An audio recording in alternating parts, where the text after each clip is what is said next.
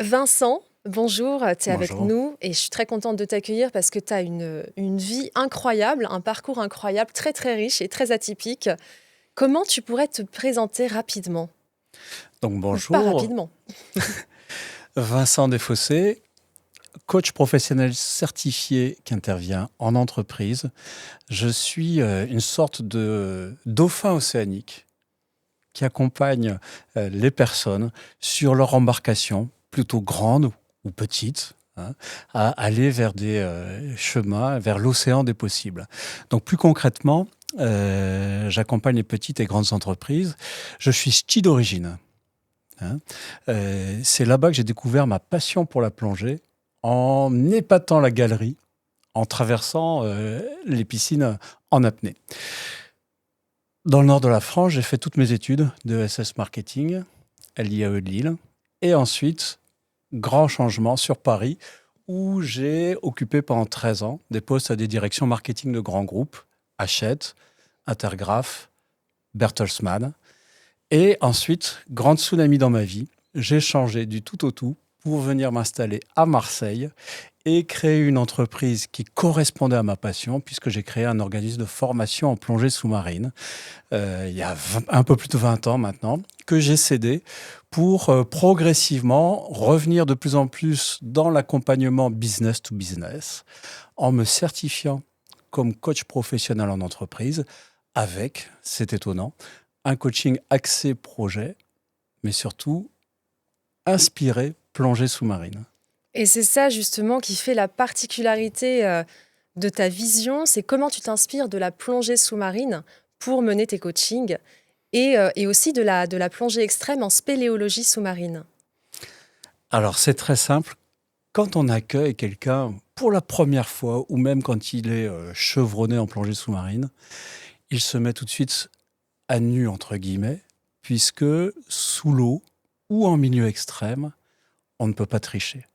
On ne peut pas tricher avec sa confiance en soi, son estime de soi, avec son matériel, hein. Et c'est ça que je transpose notamment dans le domaine de l'entreprise, c'est être conscient de ses capacités, de son estime de soi, de son matériel et de toutes ses compétences. Donc ça, c'est le premier niveau, être conscient de soi-même, hein, savoir vers quoi on peut s'orienter avec ses propres ressources.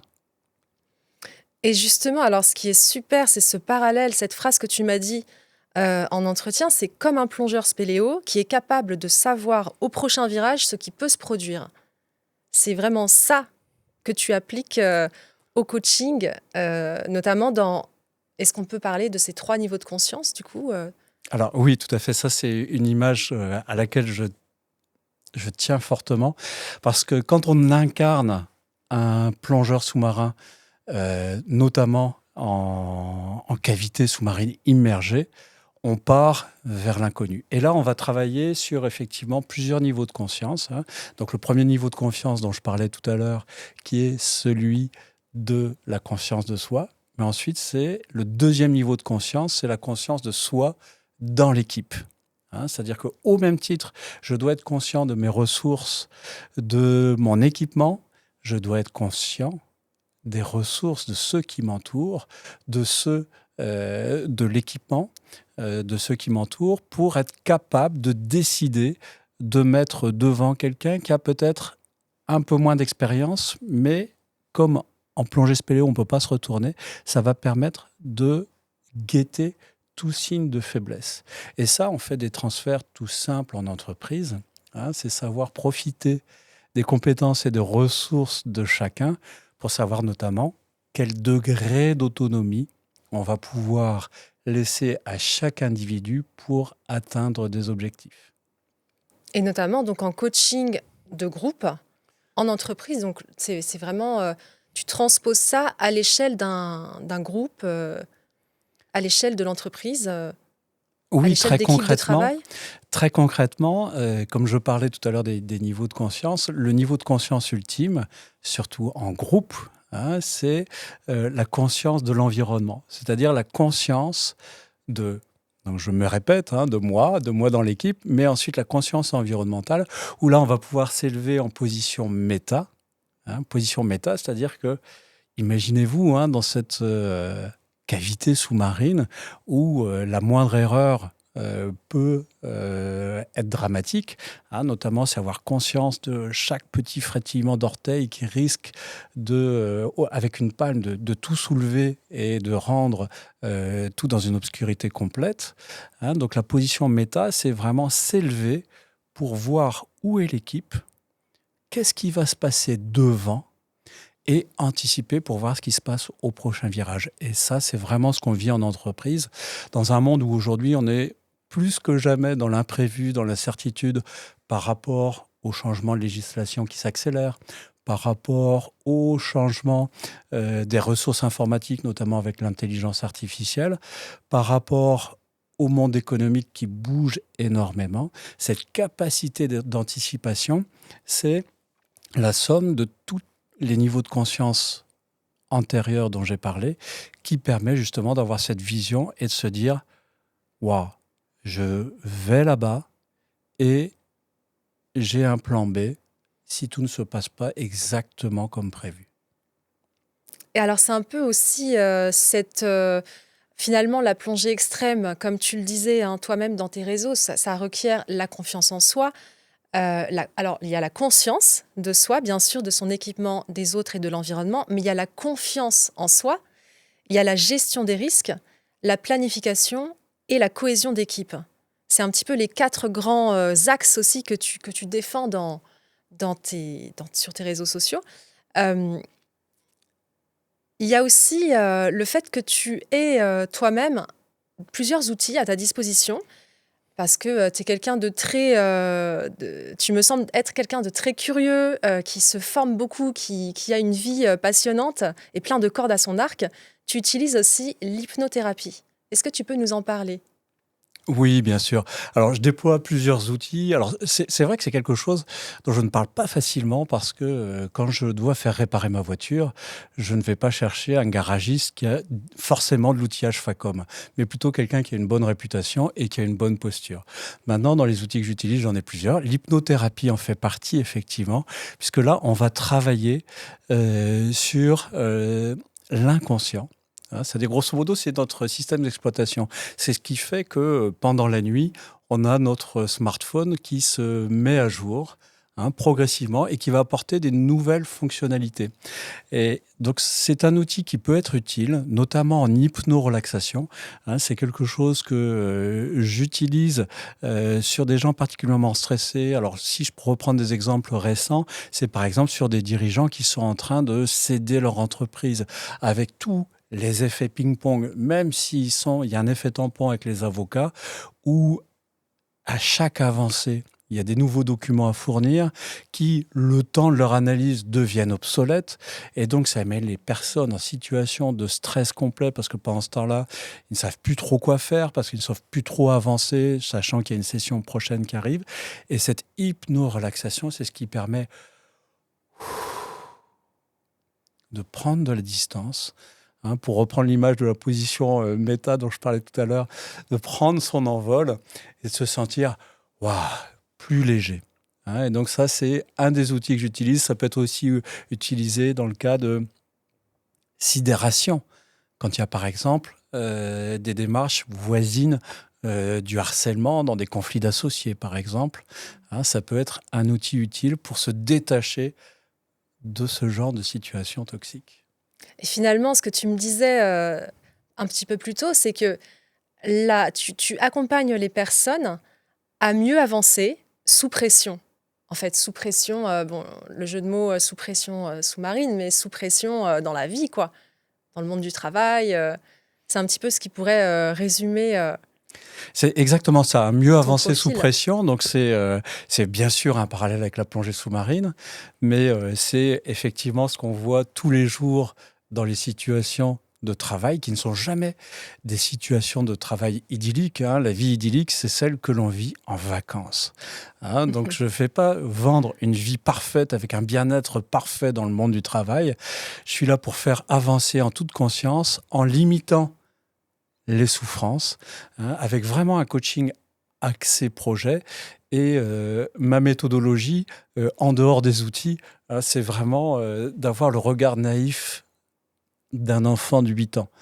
Hein. C'est-à-dire, je vais poser des questions qui vont respecter le principe KISS, hein, Keep it simple and stupid, hein, c'est-à-dire rester simple et stupide. Je te pose des questions et si tu ne sais pas me répondre comme un enfant de 8 ans, je vais te reposer la question et te demander d'approfondir. Tout ça parce que quand on formule, même par rapport à des situations très complexes, une synthétisation simple, une formulation simple de son projet, de son problème, eh ben, on commence à trouver les réponses soi-même parce que tout se clarifie, tout est limpide.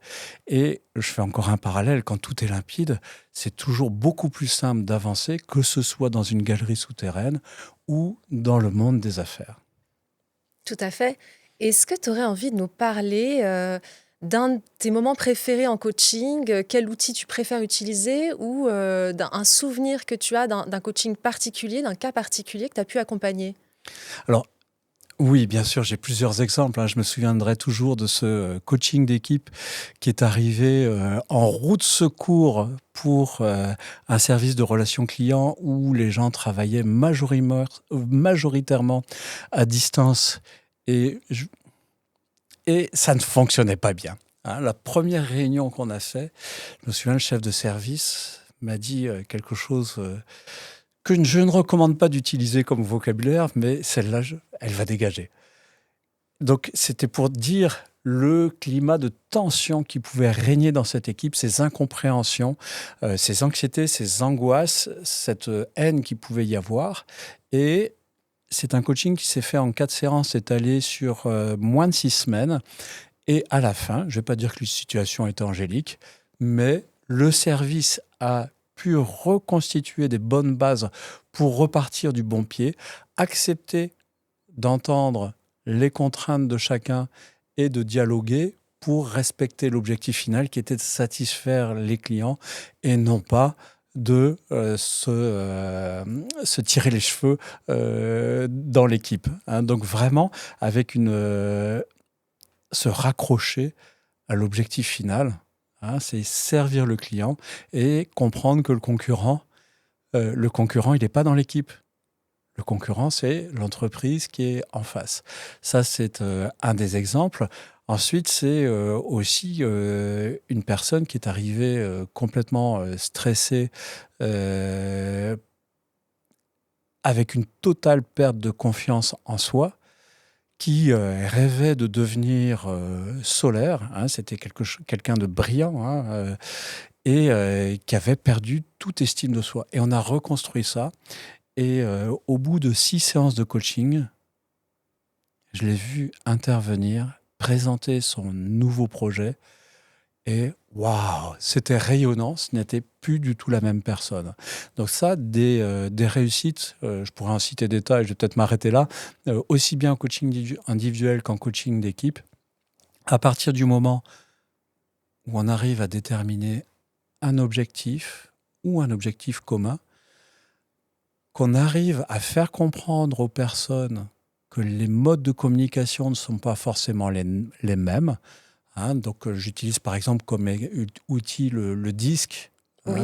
qui est assez connu, hein, qui est un outil qui permet de déterminer les profils des différentes personnes et leur façon de communiquer, d'interpréter les choses. Et ça permet de comprendre que mes mots ne sont pas forcément ceux que tu comprends et ce que j'entends n'est pas forcément ce que j'ai envie d'entendre, mais je dois le teinter justement de cette analyse, tout simplement pour avoir une vision commune, même si à l'origine ce n'est pas le cas. On sent que ton parcours est vraiment fabriqué à partir de plein d'éléments que tu agrèges ensemble pour accompagner les personnes au mieux avec vraiment ta vision qui est particulière du coaching et en même temps des outils qui fonctionnent très bien. Et j'ai envie de t'amener sur la question de l'engagement parce que tu fais aussi partie de plusieurs associations. Tu as un engagement réel associatif. Est-ce que tu peux nous en parler? Oui, bien sûr. L'engagement, c'est quelque chose qui est très important pour moi parce que c'est quelque chose qui permet de s'épanouir et de sortir du carcan qui étouffe tout dirigeant d'entreprise ou même tout manager qui se retrouve à la fin seul face à la décision. Hein, c'est sortir de la solitude. Et mes engagements, je citerai le premier, hein, c'est le CJD, le Centre des jeunes dirigeants, cette association qui existe depuis l'après-guerre, hein, qui a été créée par Jean Mersch et qui permet aux dirigeants de se former. Et ça a été certainement le meilleur conseil qui m'a été donné il y a plus de 20 ans quand j'ai créé mon entreprise, quand j'ai rejoint le CJD, qui est un endroit où vraiment on est là pour partager, pour tomber le masque et pour se former. Hein, c'est un cercle auquel j'appartiens toujours au travers de l'association des alumni, hein, puisque j'ai passé la main, on va dire. Après, au niveau réseau professionnel, j'ai aussi fait partie de la commission santé du dirigeant au sein de la CPME 13, hein, toujours pour tenir compte des aspects santé et surtout santé mentale. Je ne pourrais pas ne pas citer aussi l'association 60 000 rebonds, au sein de laquelle je suis encore coach référent pour quelque temps et je suis en train de prendre la coprésidence de la région Sud. L'association 60 000 rebonds, c'est une association qui aide les entrepreneurs qui ont fait faillite, donc un moment qui est souvent très douloureux, à se diriger vers le rebond, qu'il soit salarial ou entrepreneurial. Hein, c'est une association qui, pour la région Sud, est constituée de 200 bénévoles. On accompagne au travers de cette antenne plus de 150 dirigeants d'entreprise. Et là, il y a tout un carcan qui est utilisé pour, enfin tout un process, notamment de coaching, pour valoriser l'échec et favoriser le rebond. Ensuite, j'ai d'autres engagements associatifs, notamment je fais pas mal de théâtre d'impro. Ah oui, c'est Euh, vrai, oui, ça fait aussi partie de ta vie, hein, d'ailleurs, avec ta chaîne YouTube d'avant, enfin, de ton académie de plongée. Enfin, c'est tout un tas de choses que moi j'ai découvert en allant chercher un peu plus d'infos sur toi. Ton parcours aussi, beaucoup dans la communication, oui, tout notamment à théâtre fait. d'impro, ouais. Oui, ben, l'impro, c'est. Alors, j'ai plusieurs cordes, effectivement, et j'aime bien être sur scène Mm. et favoriser la communication parce que c'est essentiel. Et tous les arts vivants en général. Hein. Donc, j'étais à l'initiative de création de plusieurs pièces et je suis président de l'association C'est la vie, hein, qui est la compagnie loisir des arts vivants intenses et expressifs, au sein de laquelle j'ai créé des pièces de théâtre, enfin, co-créé, pardon, des pièces de théâtre entrepreneur délibéré qui caricatureraient l'entrepreneur par rapport à la phase de Covid.